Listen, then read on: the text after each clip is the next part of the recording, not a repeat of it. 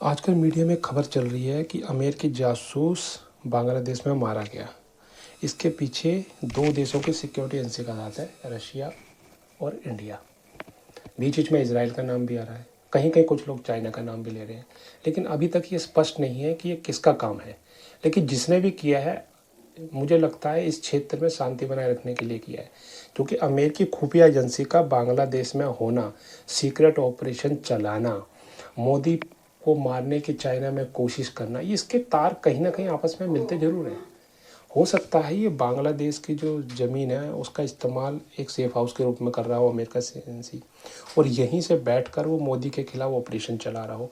China में उन्होंने planning की, जैसे कि कहा जा रहा है पुतिन जी ने उनको गाड़ी में बैठाया और साथ में ले गए, बचाया, उनको इनपुट मिल गए थे। तो ये बहुत सारे पॉइंट हैं जो आपस में जुड़ते हैं और यही कारण है कि मोदी जी अमेरिका से दूरी बनाते जा रहे हैं। मुझे लगता है, ये मेरी अपनी सोच है, हो सकता है कुछ और भी हो, लेकिन सिक्योरिटी रीज़न भी है, क्योंकि कहीं ना कहीं खुफिया एजेंसियों को ये मालूम होगा कि भैया इंडिया के खिलाफ एक ज़बरदस्त प्लानिंग की जा रही है कि कैसे उनके एक मजबूत शासक को हटाया जाए और इस क्षेत्र में अशांति फैलाई जाए, अपने हथियारों को बेचा जाए और यहाँ अपना दबदबा कायम किया जाए। इस क्षेत्र में दबदबा कायम करने के लिए दो सुपर पावरों को आप कंट्रोल करना बहुत ज़रूरी है, एक है चाइना और एक इंडिया।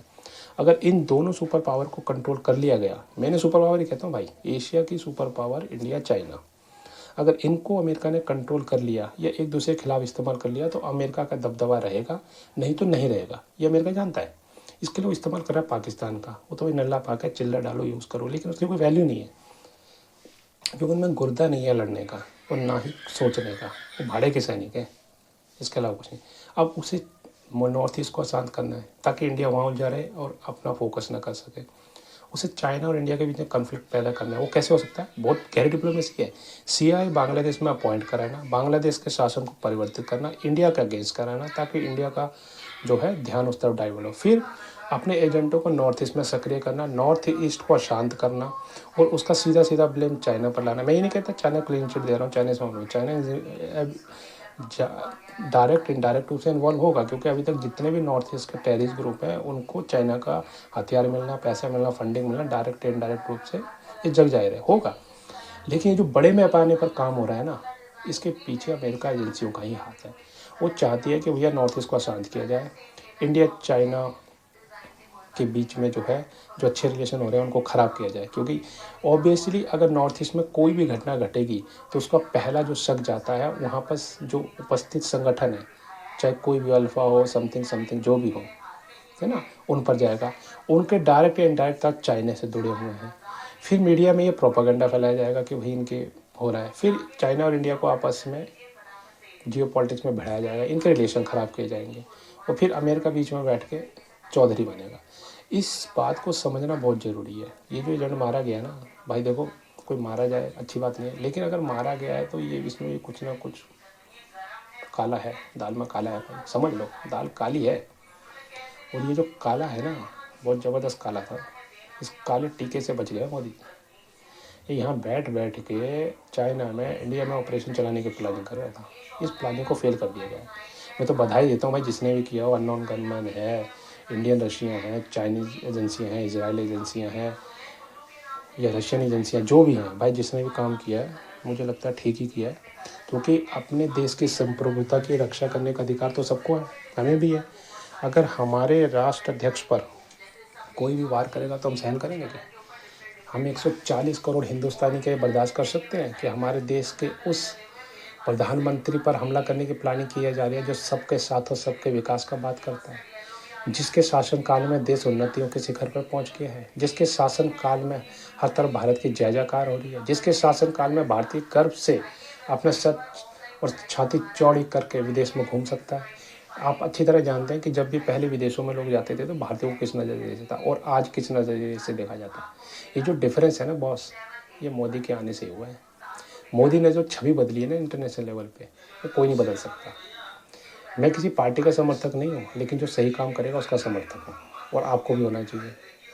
जो सही बात कर रहा है उसका समर्थक आपको होना ही चाहिए और उसके लिए स्टैंड भी लेना चाहिए।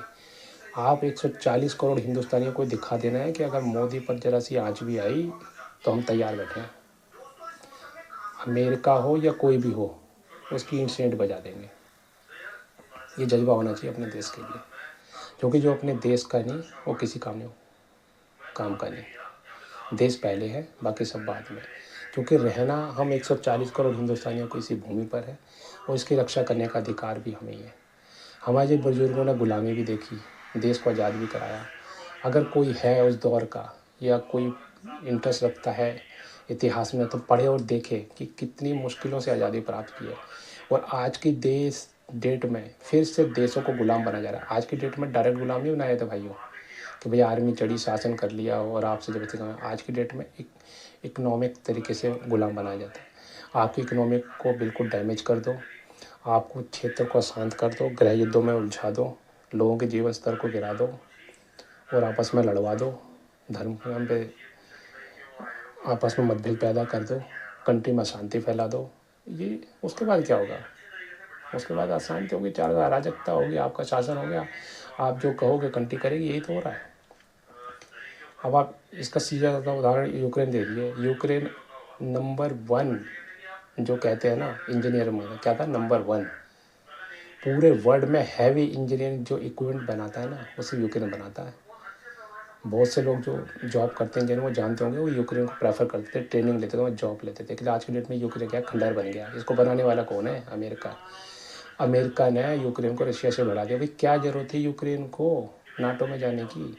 नाटो में ऐसे क्या शब्द लगे हैं या क्या दे दिया उसके देश के लोगों को नाटो में जाने की इस जेलसी की जिद ने यूक्रेन को बर्बाद कर दिया।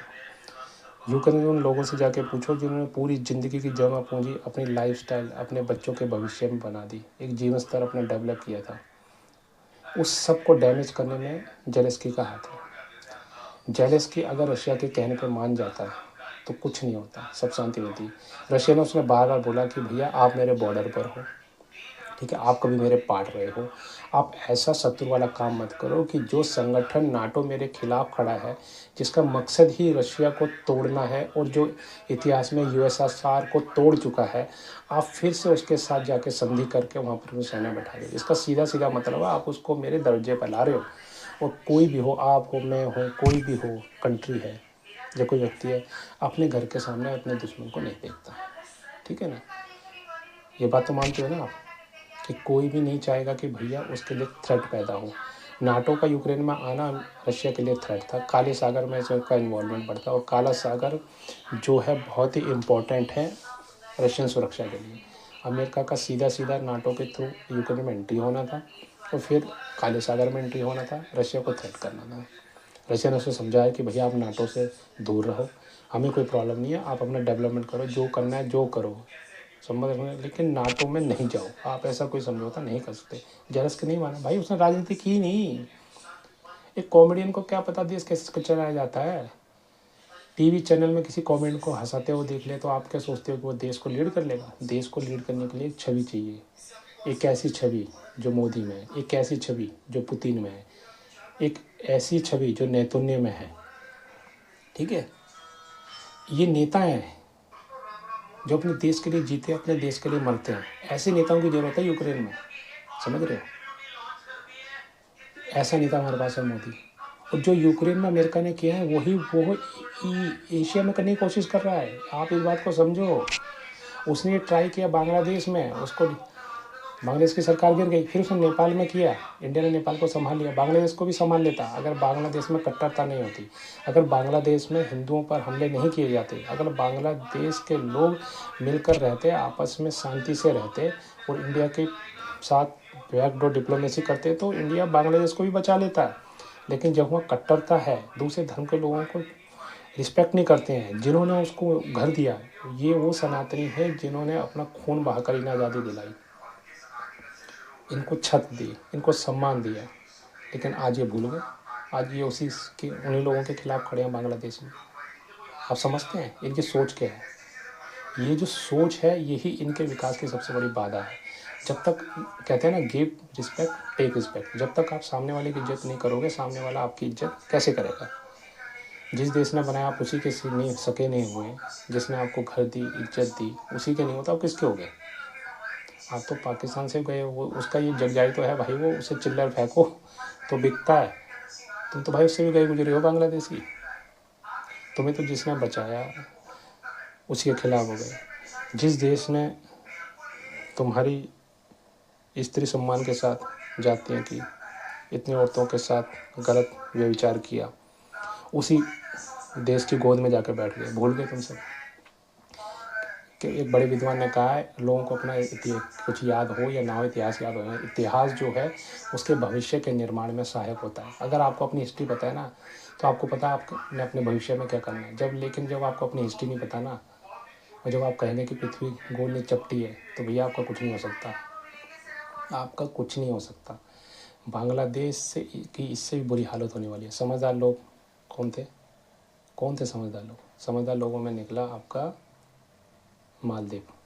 उसने भी इसी ट्रैक पे चला था बांग्लादेश पे, लेकिन वो समझ गया कुछ ही महीनों में कि भैया ये जो ट्रैक है ये ख़तरनाक है, इससे उसका देश नहीं चलेगा, बर्बाद हो जाएगा। मोदी के पैरों में गिर गया कि भैया बचा लो, ठीक है। और हमारा तो है अतिथि देवो भव, हम तो अगर शत्रु भी हमारे घर में आ जाए तो हम उसे भी सम्मान देते हैं। वो पैरों में गिर गया तो मोदी ने बचा लिया, ठीक है। और ये तो हर किसी पड़ोसी का काम बनता है। श्रीलंका को देखिए, श्रीलंका की क्या हालत थी, लेकिन मोदी ने उसको बचाया ना, क्योंकि वहाँ की जो नेतृत्व क्षमता है ना, उसमें कट्टरता नहीं है। वो जानती है कि देश के लिए क्या ज़रूरी है, और वो ये भी जानती है कि कैसे पड़ोसियों से संबंध बनाए रखना चाहिए, ठीक है। इसलिए श्रीलंका को चलिए। अब लोग कहते हैं भैया बांग्लादेश को क्यों नहीं बचा पाएंगे? भैया तुम्हें कैसे बचाएंगे? नहीं बचा सकता तुम्हें कोई भी, क्योंकि तुम वो लोग हो जो कुल्हाड़ी पर पैर नहीं मारता, पैर और सॉरी नहीं कहना, तुम वो लोग हो जो पैर को कुल्हाड़ी पर मार देता है कि ले भैया ये कुल्हाड़ी है, काट। तो इन सब चीज़ों से बचना चाहिए। एशिया को बचाना है तो मोदी को बचाना है, देश को बचाना है तो मोदी को बचाना है। ऐसे जासूसों का हमारे आसपास के क्षेत्र में होना हमारे देश की सुरक्षा के लिए खतरा है, हमारी अखंडता के लिए खतरा है। और मोदी जो भी कर रहे हैं वही राष्ट्र हित में कर रहे हैं, और हमें इस बात को ध्यान में रखना चाहिए, ठीक है। मोदी जी ने बहुत कुछ किया है। एक पड़ोसी के काम आते हैं तो आप जानते ही हो ना, भारत कब किसके काम नहीं आया? बांग्लादेश को बनाया, ठीक है। मुसीबत आई तो नेपाल को बचाया, श्रीलंका को दोबारा खड़ा कर दिया, ठीक है। भूटान को उसके साथ है, वर्मा के साथ भी उसके अच्छे संबंध हैं। लुक ईस्ट पॉलिसी के तहत वो लुक ईस्ट की जो कंट्री हैं उनके साथ भी संबंध स्थापित का अच्छा कर रहा है। तो क्या कारण है यार कि सिर्फ पाकिस्तान और बांग्लादेश के साथ का रिलेशन ठीक नहीं हो सकते? क्योंकि इनका माइंडसेट उल्टा है, ठीक है ना। ये जब चले थे ना तो ट्रेन में उल्टे बैठ के चले थे। कहते हैं ना भैया आप कैसे बैठ के आए हो, ट्रेन में उल्टे बैठ के आए क्या? तो ये ऐसे ही है भाई साहब, ट्रेन में उल्टे बैठ के आए हैं। तो इन्हें कितना भी बोल लो कि भैया ये उल्टा रास्ता है, इस पर मत चलो, सीधे रास्ते पर जो नहीं चलेंगे, क्योंकि उनको दिखाया ही गया है पृथ्वी गोल नहीं चपटी है। समझ रहे हो? पूरा वर्ड कहेगा पृथ्वी गोल है और ये कहेंगे चपटी है, तो उनका कुछ नहीं हो सकता। वीडियो पसंद आए तो लाइक करें, सब्सक्राइब करें और अपनी राय कमेंट में ज़रूर बताएं।